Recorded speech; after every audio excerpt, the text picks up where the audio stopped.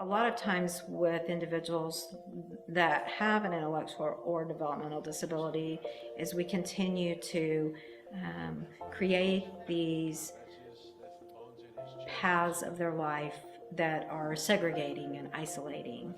And I wanted to be a part of something different. Soccer ball is about that big. Hold your arms around like a soccer ball. Yeah, I think it's about that big. I started out as an advocate, and I went from there and took Partners in Policymaking, and then went from Partners in Policymaking into this very vision.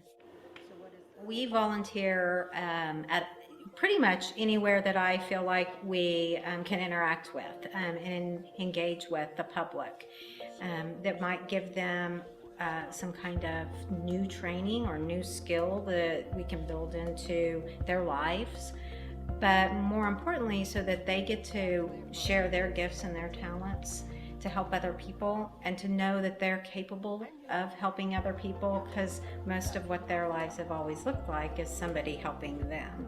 Anybody that's looking to become a better advocate, Partners, you have to take Partners in Policymaking. Or two, and then she was like, Partners, you have to do Partners. Partners in Policymaking is a 9-month disability advocacy and leadership academy. It's offered in several states, several nations.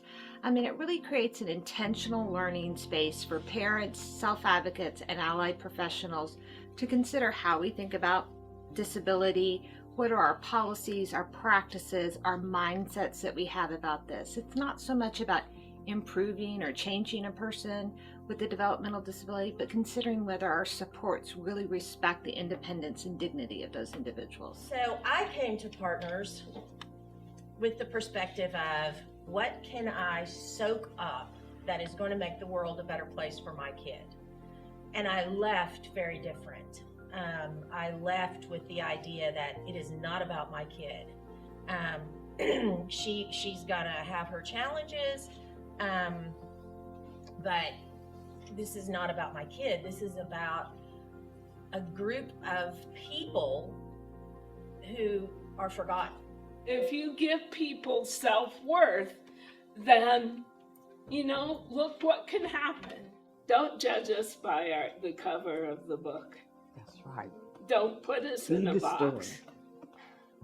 Nothing about us without us. I think we tend to think of disability rights as special rights for people who have limitations. We think about the Americans with Disabilities Act. But disability rights are just a manifestation of our civil rights, and at a global level, our human rights. I really feel we've kind of hit a tipping point here in Oklahoma, where we're speaking about people with disabilities differently, where we're considering how our laws and policies impact that. These are 66,000 Oklahomans. We're not talking about a rarity. Disability is actually the largest minority group in the United States. So we have to help parents help their kids plan for that. There was this moment in Partners, and when I wasn't that far in, where I realized that I was part of my kid's disability.